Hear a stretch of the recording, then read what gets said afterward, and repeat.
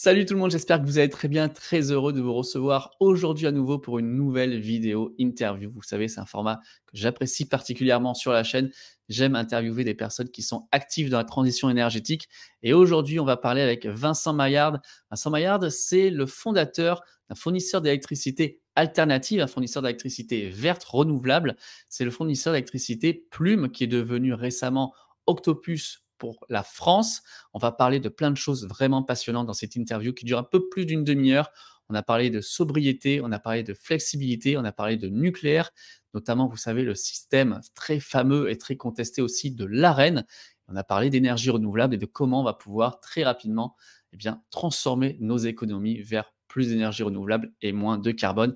Bref, je pense que ça vous intéresse. Si c'est le cas, n'hésitez pas à vous abonner à la chaîne si ce n'est pas déjà fait et à me lâcher un grand pouce en l'air pour soutenir ce format. Alors allez-y, posez-vous, profitez de la vidéo et puis surtout, n'hésitez pas à commenter parce que oui, ces vidéos sont faites pour ça. Donc j'ai vraiment hâte de lire vos commentaires juste ici en bas. Je suis Vincent Maillard, je suis président, fondateur, de Octopus Énergie France, anciennement, Plume Énergie. Fournisseur d'électricité verte qui a cette profonde originalité d'avoir toujours été, sur, l'incitation à mieux consommer. C'est-à-dire que la transition énergétique, c'est l'énergie verte, c'est les énergies renouvelables, c'est les énergies sans CO2, mais c'est aussi un comportement de sobriété et de flexibilité. C'est-à-dire consommer quand la production est là, de plus en plus, quand tu auras du soleil, quand tu auras du vent, ou en tout cas, quand tu auras de l'énergie sans CO2 qui sera disponible. Alors on parlera d'Octopus dans un second temps. Juste pour une chose, confirme-moi bien que cette vidéo n'est pas sponsorisée et qu'il n'y a pas eu d'échange de monnaie entre nous, qu'on est là juste pour parler de ce sujet, parce que moi j'aime bien avoir des spécialistes du secteur, donc c'est pour ça que j'ai fait appel à toi. Non, je confirme que non seulement il n'y en a pas eu, je confirme aussi qu'il n'y en aura pas. Il n'est pas question qu'il y en ait. Ça n'a jamais été discuté entre nous d'ailleurs. Pourquoi est-ce qu'aujourd'hui la France a l'air d'être en retard sur les énergies renouvelables et pourquoi? Alors j'ai fait une vidéo récemment sur, Jean Covici versus notre ami Tony Seba. J'avais demandé aux gens d'avoir un débat apaisé dans les commentaires et ça j'étais assez étonné que les gens ont respecté ça. Donc là, ça sera pareil pour cette vidéo. Merci d'être vraiment, d'avoir un débat apaisé. Puis de toute façon, je veillerai dans la section commentaires. Et pourquoi est-ce que on est si, frileux par rapport à ces sujets-là, nous, en France? Le débat en France est est particulièrement crispé parce que, d'une part, les énergies renouvelables sont mal comprises, sont vues comme une rivale de l'énergie, nucléaire. En plus, les énergies renouvelables sont les énergies visibles. Une éolienne, moi, je trouve pas ça beau, hein, pour tout dire. C'est pour ça que on est pour la sobriété, mais ça se voit. Une centrale nucléaire qui emporte, par derrière elle, 200 kilomètres de rallonge sur le réseau de RTE qui sont dans le paysage, bah, on n'a pas l'impression que les rallonges de RTE, c'est des centrales nucléaires. Et il y a beaucoup de lobbies qui ont alimenté et mis de l'huile sur le feu contre les éoliennes, contre les panneaux photovoltaïques en France. Le débat s'est crispé et il y a beaucoup de lobbies qui ont alimenté et mis de l'huile sur le feu contre les éoliennes, contre les panneaux photovoltaïques en France. Et l'inverse sur le nucléaire, hein, c'est la guerre des cons, hein, il y a pas de plus intelligent d'un côté que de l'autre. Mais voilà, c'est aujourd'hui la situation que l'on subit. Donc je reprends un petit peu les commentaires de ma dernière vidéo, en fait, pour tout vous dire. Les énergies renouvelables, finalement, c'est à cause de ça que l'on va payer plus cher l'électricité. Est-ce que c'est vrai? Est-ce que c'est faux? Alors ça, c'est complètement faux. Elles ont permis en 2022 d'amortir plutôt le choc de la guerre en Ukraine et du manque de disponibilité du parc nucléaire, parce qu'on a quand même un parc nucléaire qui a été historique, qui est passé de 400 TWh, en termes d'unité 400 milliards de kilowattheures, qui était la production habituelle, à moins de 300. Donc c'est une baisse de plus de 25% de la production. C'est considérable, qu'on a importé à prix d'or parce qu'on a importé à des Allemands qui eux-mêmes produisent à partir de gaz, qui eux-mêmes l'achetaient aux Russes à un prix faramineux. Les énergies renouvelables qui ont permis de produire en gros 50 TWh sur cette année-là, alors on avait un déficit de 100-120 TWh du côté du nucléaire. Donc ça a plutôt amorti les choses. C'est faux sur la crise actuelle et c'est faux sur l'analyse des fondamentaux. L'analyse des fondamentaux, c'est qu'est-ce que nous coûte aujourd'hui de développer des énergies nouvelles, des installations nouvelles, parce qu'on est dans une phase où il va falloir réinvestir pour électrifier l'usage, abandonner les énergies fossiles, progressivement passer sur l'électrique, donc produire de l'électricité. Et dans les moyens sans CO2, il y en a deux aujourd'hui en développement possible, c'est le nucléaire et c'est les énergies renouvelables. Deux choses, les énergies renouvelables sont beaucoup moins chères que les énergies nucléaires nouvelles. Aujourd'hui, le PR va coûter plus de 120, 130 euros par mégawattheure, probablement autour de 150. Je n'ai pas les chiffres tout derniers. Les énergies renouvelables sont plutôt autour de 50 à 80 euros de mégawattheure. Donc, on est beaucoup moins cher. Et ensuite, les énergies renouvelables sont dans un cycle d'apprentissage où leur coût baisse tendanciellement depuis des années. Il y a moins 50% sur le photovoltaïque, par exemple. Ouais, oui, oui, oui, oui, c'est extraordinaire. Donc, non, c'est pas vrai de dire ça. En revanche, ce qui est vrai, c'est que le parc historique qui a été construit dans les années 80-90 et auquel tous les Français, essentiellement en tant que clients d'EDF ou en tant que clients d'un monopole qui était EDF, ont contribué à financer. Ce parc-là est extrêmement compétitif. On ne saurait pas le reconstruire aux conditions actuelles et on ne saurait pas, évidemment, le refinancer a posteriori par les Français d'hier. L'avantage de cette compétitivité est rétrocéder à l'ensemble des Français, qu'ils soient clients chez EDF ou qu'ils soient clients chez un opérateur alternatif comme nous ou un autre opérateur ou un autre fournisseur. Ça, c'est le mécanisme de l'Arenh, qui est relativement mal compris parce que dans certains cercles, on en fait un complot allemand contre la France. Il faut bien comprendre que quand il y a eu un débat sur cette histoire d'Arenh, l'objectif des Allemands était assez simple. C'était que l'industrie française ne bénéficie pas, en relatif de l'industrie allemande, de l'avantage de la compétitivité d'un parc nucléaire amorti, construit historiquement à des coûts relativement bas. Ce qu'ils voulaient, c'est deux options possibles. C'est soit que les Allemands puissent bénéficier de la compétitivité du nucléaire, soit que les Français paient au même prix que les Allemands, c'est-à-dire à un prix de marché qui serait orienté par le gaz, etc., qui serait bien plus élevé. Et la France s'est relativement battue là-dessus et a obtenu gain de cause. C'est ça que les gens ne comprennent pas, c'est que c'était une immense victoire de la France vis-à-vis de Bruxelles, qui était de dire non, l'avantage du parc nucléaire historique ne bénéficiera qu'aux sites implantés en France. C'est ce qu'on appelle une clause de destination. L'usine Renault à Douai, elle en bénéficie. L'usine Renault qui serait à l'étranger n'en bénéficierait pas, puis surtout l'usine Volkswagen qui est de l'autre côté du Rhin n'en bénéficie pas. La contrepartie légère qu'il a fallu accepter à ça, et qui était quand même relativement légitime, c'était de dire oui, mais si un fournisseur allemand, Innogy, un RWE, etc., veut fournir une usine française, il faut qu'il puisse aussi bénéficier de l'Arenh en vue de la compétitivité du nucléaire, en vue de fournir cette usine française. Et c'est là qu'on a créé le mécanisme d'Arenh, qui est qu'un mécanisme de rétrocession. Le bénéfice final, c'est le client, c'est lui qui bénéficie de l'avantage de la compétitivité, et le fournisseur n'est qu'un intermédiaire qui va acheter à EDF au coût, comme si les tarifs avaient été maintenus dans la quantité de l'histoire des tarifs d'EDF, l'histoire depuis les années 70, et rebascule cet avantage de coût aux clients. Donc c'est un modèle où on permet que tous les clients, qu'ils soient fournis par n'importe quel fournisseur, mais limités aux clients implantés en France, puissent bénéficier de la compétitivité du parc nucléaire. Je fais juste un dernier moment parce que c'est quand même important. Dans tout mécanisme, il y a des gens qui abusent, malheureusement. C'est parti du 1% qui cache les 99%. Donc c'est un débat. Mais il ne faut pas, la Creux est en train de régler ça, de regarder ça et de sanctionner les gens qui ont abusé du système.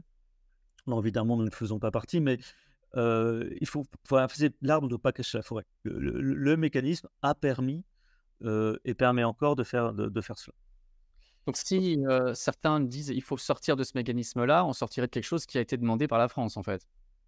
Bah, on sortirait de quelque chose qui bénéficie à la France. Et d'ailleurs, ceux qui sont les plus en travers de la réforme de l'Arenh et d'une suppression de l'Arenh, c'est les industriels. Ils disent: «Attendez, mais là, vous supprimez l'Arenh, mais vous remplacez par quoi? EDF va vendre tout à prix de marché, et dans ce cas-là, qu'est-ce qui va se passer?» C'est un système qui est imparfait, qu'il faut réformer parce qu'il a des tas de défauts, parce qu'il y a des gens qui en abusent, mais il a une énorme vertu, c'est qu'il existe, et que globalement, il a fait son job. Les ENR, ça sert à rien parce que, c'est dangereux pour le réseau, pour la stabilité.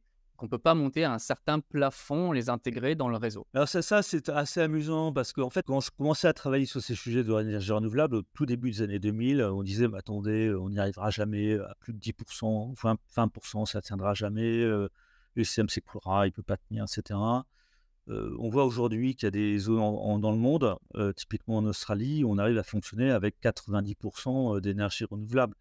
Donc on arrive à gérer ça. Il y a une confusion qui est mise dans les esprits pour des questions un peu techniques sur les réglages, sur l'asservissement, fréquence, et cetera, et cetera. Tout ça, c'est des faux discours techniques pour dire qu'on ne sait pas faire. En réalité, on sait faire. Ce qu'il faut comprendre, c'est que, alors on ne saura pas tout faire, c'est-à-dire que faire du 100% renouvelable, ça devient de plus en plus compliqué, mais faire du 90%, on sait faire. Et aujourd'hui, en France, on est à 20% ou 30%. Donc, on a un immense chemin avant de buter sur des contraintes de type on n'arrive pas à équilibrer. La technique évolue tellement en termes de stockage, de flexibilité, que il est probable qu'on trouvera une solution à un moment ou à un autre. Mais qu'en tout cas, le débat, il ne se pose pas aujourd'hui, il est très loin d'être posé.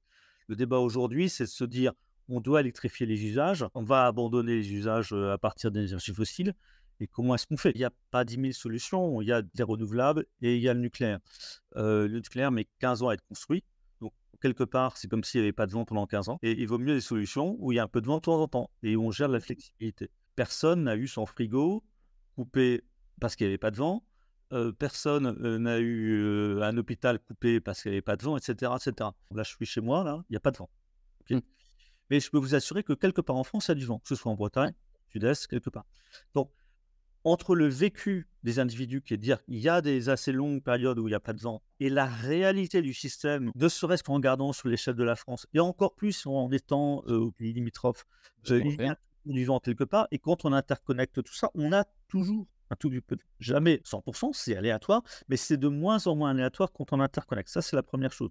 La seconde chose, c'est que on raisonne à l'envers. C'est-à-dire on oublie quelque part l'histoire. C'est-à-dire que la manière dont on façonne la demande des clients est toujours liée au système de production. On est passé au nucléaire, on a dit bah, le nucléaire, c'est une installation qui ne fait pas des arrêts redémarrage le soir pour redémarrer le lendemain matin. C'est une grosse contrainte. C'est pas naturel, puisque naturellement, les gens, pendant la nuit, bah, consomment pas. Vous voyez, ils dorment, ils éteignent leur lumière, ils ne consomment pas. Donc, qu'est-ce qu'on a dit? On a dit on va développer des usages pendant la nuit. On a mis des chauffe-eau, c'est l'usage le plus classique, très présent en France. C'est une Oui. exception par rapport aux tous les pays européens, et parce qu'on a adapté la demande à la technique de production. Et aujourd'hui, on est en train de dire, vous voyez, le solaire, c'est absurde parce que ça ne fonctionne pas la nuit. Alors là, je vois, on raisonne complètement à l'envers. C'est jamais si simple. Il y a une industrie qui fonctionne la nuit, il y a des usages la nuit, etc. Mais quand on regarde entre le foisonnement à grande échelle, les moyens de moduler la demande et d'autres moyens de flexibilité qui vont être amenés avec la pompe à chaleur, avec d'autres systèmes. La pompe à chaleur est un excellent exemple. La pompe à chaleur, c'est un système qui vous permet de stocker de l'énergie pendant la journée quand il y a du soleil en hiver et de la restituer le soir à 7 heures parce que vous pouvez stocker l'eau chaude dans un circuit d'eau chaude, tout simplement. Donc, les moyens techniques, toutes les flexibilités, c'est ça qu'il faut développer. Au lieu de dire on n'y arrivera pas, on ne fera rien. Encore une fois, on n'a pas de vent pendant 15 ans avec le nucléaire, on n'a pas de soleil pendant 15 ans. Avec le nucléaire nouveau, bien sûr. Et j'espère que le nucléaire existant, on va réussir à le faire fonctionner au mieux et qu'on n'arrête pas artificiellement les centrales. Mais donc, on a besoin de trouver des solutions. On en trouvera, elles existent. C'est vrai que là, on parle de photovoltaïque. Maintenant, je surproduis 1700 watts que j'envoie dans ma Tesla, à l'instant T, là. Mmh. Donc, Et c'est un exemple, ouais, c'est un excellent exemple, la flexibilité par le véhicule électrique, parce que le véhicule électrique est un stockage. Pour parler en termes techniques, c'est de temps en temps, la voiture va pouvoir remettre de l'électricité dans le réseau et en absorber quand on a besoin. quand on m'accuse de faire du techno-solutionnisme, mon prochain gadget solutionniste, ça va être justement la borne véhicule to grid, qui sera capable de renvoyer. Donc, les 1700 là que j'ai, que j'envoie dans la voiture, je pourrais m'en resservir le soir sans avoir à faire appel à mes batteries que j'ai déjà de toute façon chez moi. Donc, on espère que ces technologies-là vont arriver et vont aider justement à passer la flexibilité à un cap supérieur. C'est bien ça? Oui, oui, bien sûr, il y a des solutions techniques. La manière d'utiliser la batterie comme stockage pour pouvoir moduler, avec une capacité de stockage qui est relativement énorme par rapport à un cycle jour-nuit, qui est largement suffisant pour assurer l'équilibrage jour-nuit d'un foyer. Tenir une semaine. Toutes ces solutions-là, elles ne seront pas forcément universelles parce que tout le monde n'aura pas de véhicule électrique, tout le monde ne pourra pas, tout le monde n'est pas dans une maison à pouvoir faire une charge individuelle. Donc, mais il va y avoir les modulations sur le chauffe-eau. Le chauffe-eau, on va arrêter à un moment ou à un autre de le faire fonctionner en recharge pendant la nuit. On va le faire recharger pendant qu'il fait chaud, donc, pendant qu'il y a du soleil, pendant qu'il y a du vent. Et puis, il y a aussi la simple sobriété, c'est le mouvement consistant à prendre conscience qu'il y a l'énergie qu'on perd. On a été habitué à les choses et quelque part, on a pris de mauvaises habitudes. Donc, certes, c'est un changement de reprendre les bonnes habitudes, Mais ce n'est pas une régression. C'est même très souvent pour tous les gens qui l'ont fait un grand plaisir, une grande redécouverte. Aujourd'hui, quand vous insérez des énergies renouvelables, bah, elles effacent ces moyens thermiques classiques, les énergies fossiles. Elles permettent de garder le gaz qui n'est pas consommé dans les stocks de gaz. Mmh. Et, et elles nous permettent de passer les moments où il n'y a pas, de vent et où bah, on fonctionne comme d'habitude, mais avec du gaz qu'on aura stocké dans une période de vent. Donc c'est comme ça qu'on fait aussi le transfert d'énergie aujourd'hui. Donc la transition énergétique, ça va passer d'un monde où, heureusement en France, on a le nucléaire, dans d'autres pays, on a beaucoup de fossiles. On va se substituer à ça par des énergies renouvelables, essentiellement. Le nucléaire quand on pourra, mais ça mettra du temps. Et en même temps, il faut avancer sur l'adaptation à la demande, ce que tu appelles le technosolutionnisme, c'est les solutions de flexibilité, etc. Donc, il y a des gens précurseurs comme toi qui vont avancer très vite. Après, les solutions techniques vont se simplifier, vont être plus abordées, les gens vont les maîtriser. Ouais. Je vais te donner un autre exemple, et je voulais faire une vidéo là-dessus, mais je ne suis pas très fort en vidéo. Mais Ensemble, la vidéo. euh, c'est juste une bête prise de conscience. Regarde les prises que vous utilisez pour recharger vos téléphones, typiquement. Regardez une chose. Est-ce qu'elles sont chaudes? Est-ce qu'elles sont froides? Mmh. Si elles sont chaudes, ça veut dire qu'elles consomment trop. Bah, déjà, les couper quand vous n'avez pas besoin. Ou les remplacer par des prises qui ne chauffent pas, donc qui consomment beaucoup moins. Vous feriez déjà beaucoup d'économies. Donc, il y a beaucoup de choses à faire par des choses de bon sens, par la prise de conscience. Ces petites fuites d'électricité, comme on peut le dire, elles font des grosses rivières pour le système électrique. Et au bénéfice de Je parle souvent et j'ai présenté plusieurs fois le système, EcoJoco, qui est ce petit boîtier que l'on greffe, sur son compteur, qui permet avec une jauge de voir ce que l'on consomme en temps réel. Et ouais, c'est vrai que de commencer par ça, c'est ce que je dis toujours aux gens, il faut commencer déjà par savoir quel est l'état de notre consommation, voir comme tu dis si bien les fuites. Et c'est vrai que, bah, j'ai de la lumière allumée, je consomme peut-être 500 watts, j'ai la lumière allumée pour rien, tac, je gagne 50, l'ordinateur allumé, boum, j'enlève encore 100 et on voit que la sobriété telle que l'on veut nous la vendre, qui serait finalement une contrainte, une tristesse, le retour à la bougie et qu'on ne peut pas avoir du confort moderne, c'est un peu ridicule parce que déjà, pour moi, ça passe déjà par l'efficience et l'efficacité. Comme tu disais, rien que le chauffage, avant, moi, chez moi, on avait une vieille chaudière de 1964. Quand elle a été conçue, elle avait un rendement de 50% et après les petits calculs, elle devait avoir un rendement d'un tiers. Donc un tiers de quelque chose qui brûle du fossile, qui déjà normalement 80% est parti en fumée, il reste pas grand-chose, sachant que c'était un réseau d'eau chaude collective dans l'immeuble. Donc l'intégralité quasiment était perdue dans les chauffer les planchers entre ouais, les appartements. On est passé à la pompe à chaleur. Pompe à ouais. chaleur avec un coefficient de 300%.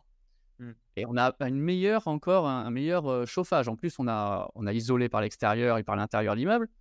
Donc ce que j'essaie de militer et de dire, c'est qu'on peut être beaucoup plus efficace, beaucoup plus efficient, tout en ayant un confort moderne, équivalent. Moi, j'ai jamais eu autant de confort que depuis que, j'ai ma pompe à chaleur, et que j'ai fait mon isolation. Donc c'est pas l'un ou l'autre. Enfin, de mon point de vue, en tout cas. C'est pas l'un ou l'autre. J'ai mis les pompes à chaleur aussi, hein, donc je suis passé, à des solutions effectivement beaucoup plus efficaces, et c'est un énorme confort. Maintenant, il y a aussi la prise de conscience. Je donne cet exemple, toujours, me frappe toujours, c'est la chambre.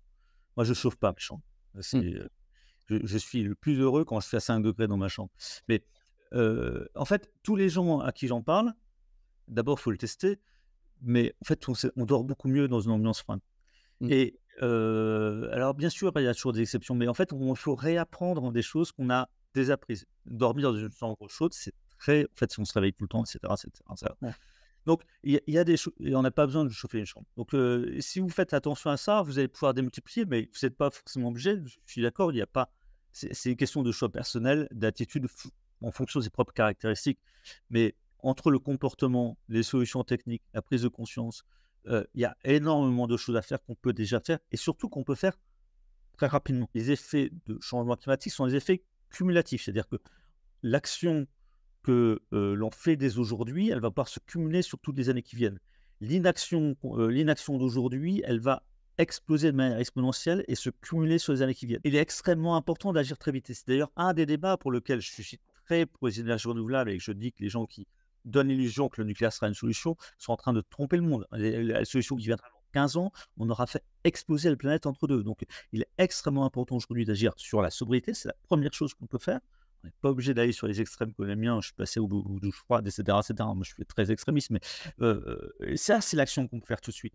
L'action développer des énergies renouvelables, c'est très rapide. Mais la sobriété, est la clé d'entrée. Et la sobriété, la clé d'entrée de la sobriété, elle est et la flexibilité, c'est la prise de conscience. C'est Ouais. je pose, c'est de regarder sa consommation. Il y a des tas de choses de bon sens. L'énergie, elle se barre par la chaleur, hein, donc il faut regarder ce qui émet de la chaleur. Vos ampoules, lesquelles chauffent? J'ai vu des gens qui étaient persuadés qu'ils avaient des ampoules basse consommation et c'est des ampoules qui étaient, des ampoules halogènes.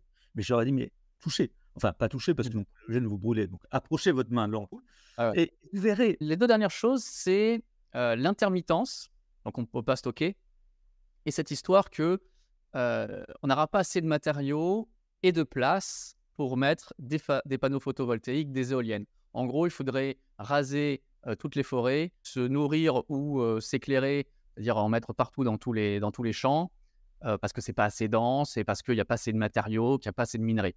Toute cette idée globale, qu'est-ce que tu en penses? Comment tu te positionnes par rapport à ça?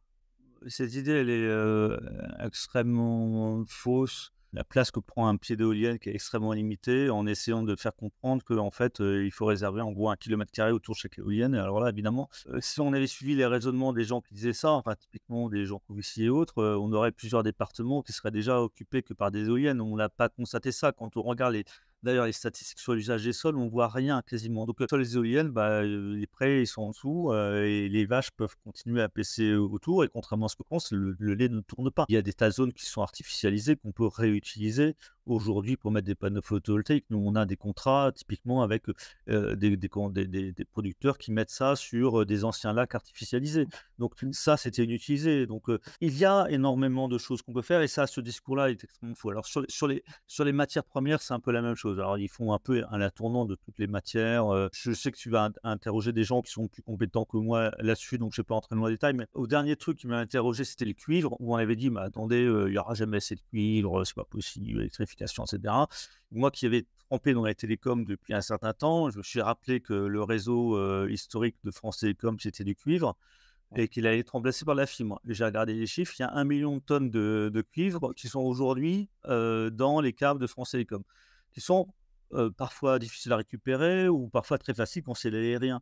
Donc on voit qu'on a des ressources. Puis en plus, il y a une grande différence dans tous ces métaux, c'est que ces métaux sont réutilisables. C'est-à-dire que c'est des métaux qui sont placés en investissement, ils sont, capitalisés quelque part, et réutilisables, quand on en aura besoin. C'est pas quelque chose qui est consommé, comme peut être le pétrole, comme peut être le gaz ou comme, peut l'être aussi, l'uranium. C'est quelque chose qui est, sauf, génération 4 d'uranium qui permettra de l'utiliser, mais on n'en est pas là et ça sera c'est dans 30 ans, 40 ans, 50 ans ça. Le lithium, tout le monde disait: «Bah, c'est le Chili, voilà, il y a les mines là-bas, puis il y a que ça». En fait, après, on a découvert d'autres pays et là, on vient de découvrir en France. Donc, on voit que, les choses vont énormément changer là-dessus. Et les choses qu'on ne cherchait pas ou qu'on ne cherchait pas à recycler aussi, hein, parce que la question ne se posait pas. Oui, moi j'avais donc interviewé il y a 2 ans de ça maintenant Benoît Couture de Lithium Recyclage au Canada.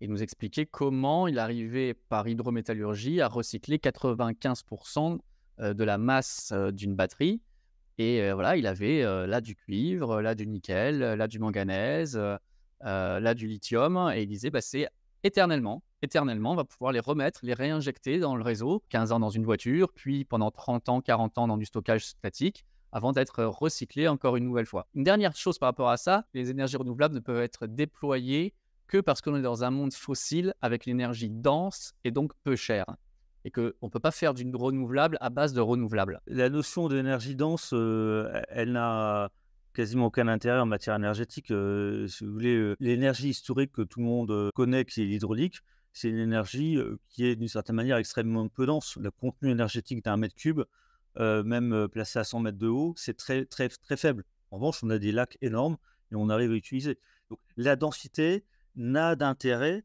que pour l'usage de mobilité. Quand vous pouvez stocker 10 kWh par litre en gros pour, de l'essence, bah, c'est relativement dense. Bon maintenant, les batteries actuelles, elles arrivent à stocker l'énergie de manière relativement dense. Mais donc pour l'usage de mobilité, on a trouvé une solution. Mais pour les usages qui ne sont pas de mobilité, on se fiche que l'énergie soit dense ou pas dense. Prenez de l'air, c'est 1000 fois plus faible que la densité de l'eau en gros, mais c'est pas le sujet. Le sujet, c'est de savoir à quelle vitesse le vent souffle et quelle est la taille de l'éolienne et combien, de mètres cubes passent dans l'éolienne par seconde pour produire de l'énergie.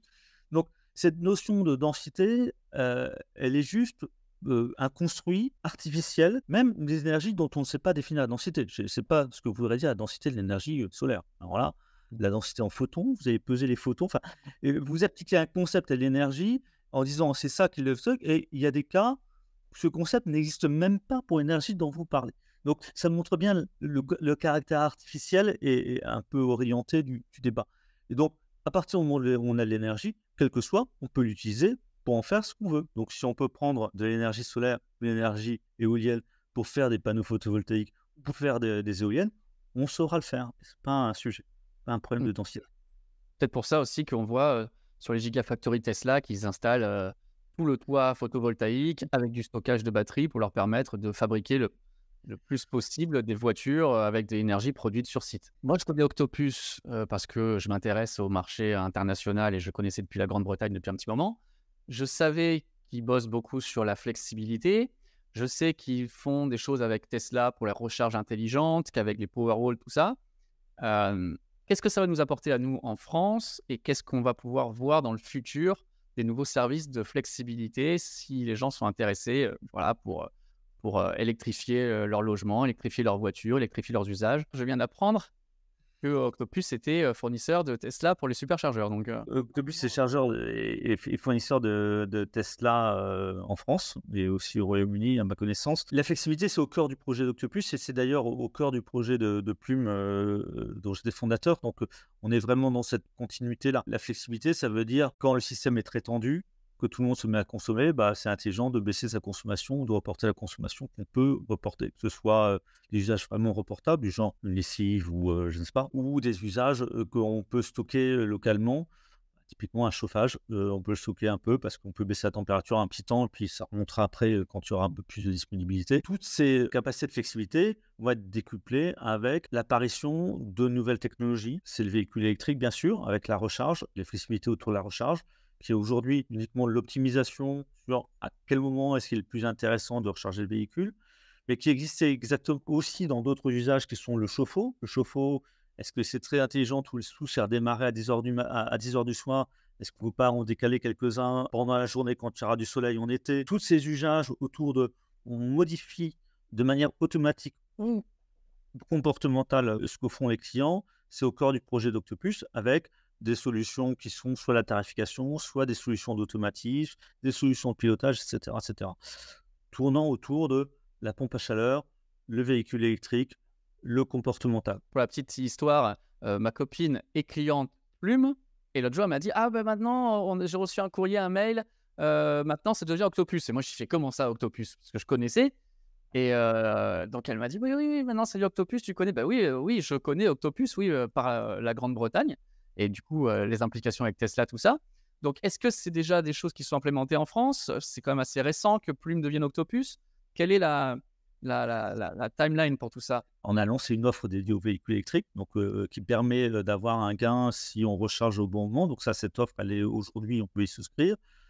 On a mis à disposition des clients une appli qui permet, d'utiliser de manière très souple et très simple l'ensemble des bornes de recharge, disponibles, sur le réseau, français et européen. Donc 95 des bornes de recharge sont utilisables avec notre appli et je fais pas de la pub, donc je parlerai pas, mais elle s'appelle Electroverse et on a des expérimentations, qu'on mène avec Enedis autour de la recharge à domicile, intelligente. Donc on va forcément décupler ça parce que Octopus a des moyens bien supérieurs à ce que Plume pouvait avoir. Ils sont très avancés sur le marché européen. Enedis, c'est quand même du bon service public à la française, si je puis dire, pour faire un petit cocorico et c'est des gens qui, sont, très impliqués pour accompagner la transition énergétique. Bon, c'est une filiale d'EDF par ailleurs, hein, mais ils ont leur autonomie et c'est un atout parce qu'ils ont développé Linky Partout avec un système extrêmement harmonisé, ce qui nous facilite la vie si on veut, déployer à grande échelle, des solutions innovantes. Pour l'instant, on a beaucoup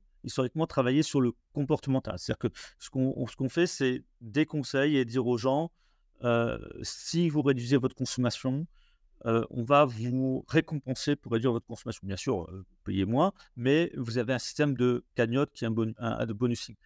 On Heu, m'en a parlé, tiens, elle est fan de ça. L'autre oui, jour, elle a reçu un chèque oui, de bah, cagnotte. ça, c'est le cœur de notre proposition de Plume depuis le départ. C'est-à-dire qu'on n'a jamais voulu se battre sur le prix parce qu'on a toujours considéré qu'afficher, comme beaucoup de nos concurrents, des baisses de 10 ou 15 c'était un peu un pouce au crime et que par derrière, c'était pas de vraies économies dans la durée parce que si vous avez un tout petit peu d'effet rebond parce que les gens consomment un peu plus parce que c'est moins cher, et que comme la baisse n'est pas sur l'ensemble du prix, in fine, il y a une baisse de facture qui est très, très faible et un impact environnemental qui est négatif. Le constat qu'on a fait, c'est une baisse de consommation d'environ 10 par rapport à ce que les gens auraient consommé spontanément. Nous, on participe pas mal à des projets, donc en l'occurrence avec RTE sur de l'effacement justement, qui est de la baisse de consommation au moment des pointes et au moment de la crise, on avait lancé d'ailleurs une initiative, consistant à récompenser les clients, y compris ceux qui n'étaient pas chez Octopus, s'ils baissaient leur consommation au moment de l'extrême pointe. Ça peut être aussi par un système de récompense en disant: «Bah,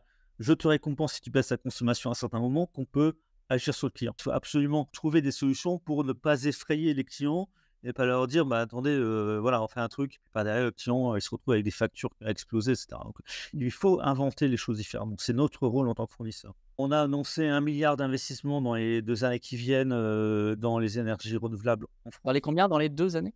Dans les 2 années qui viennent, ouais.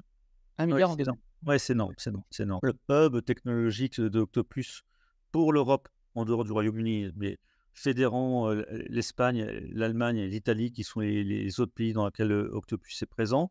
Ce hub sera hébergé, à Paris, qui montre la reconnaissance de l'excellence, des équipes qu'on a montées, historiquement chez Plume et aujourd'hui avec, sous la bannière Octopus. Et par ailleurs, Octopus vient d'annoncer d'une manière plus globale, d'investissement de l'ordre de 20 milliards d'euros dans l'éolien offshore d'ici 2030. On voit qu'ils ont des ambitions et des moyens, gigantesques au service de ce projet. Merci encore une fois d'être venu. J'étais vraiment très content de pouvoir parler avec toi, un acteur majeur maintenant de cette transition énergétique. J'espère qu'on aura l'occasion de pouvoir, en rediscuter et puis si cette vidéo vous a plu, comme d'habitude, n'hésitez pas surtout à commenter. Dites-nous ce que vous en pensez. Est-ce que vous étiez chez Plume? Est-ce que vous voulez aller chez Octopus? Est-ce que vous êtes chez un autre fournisseur, d'électricité, on va dire, alternatif comme on les appelle vulgairement? Ça m'intéresse. Qu'est-ce que vous avez pensé de ce que l'on a dit aujourd'hui, de ce que l'on a vu? N'hésitez pas à la liker, à la partager, à vous abonner à la chaîne. On fera beaucoup d'autres interviews comme celle-là, de gens de qualité. Moi, c'est vraiment ce qui me plaît, c'est de pouvoir avoir des gens de qualité dont c'est le métier et pas simplement aller récupérer des informations de ci, de là. Alors forcément, on va dire que c'est payé et qu'on fait de la pub. Non, c'est juste que je veux parler à des gens dont c'est le métier et qui savent de quoi ils parlent. On se retrouve très bientôt pour de prochaines vidéos d'ici là. Merci encore Vincent et j'espère à la Merci. prochaine. Merci, au revoir.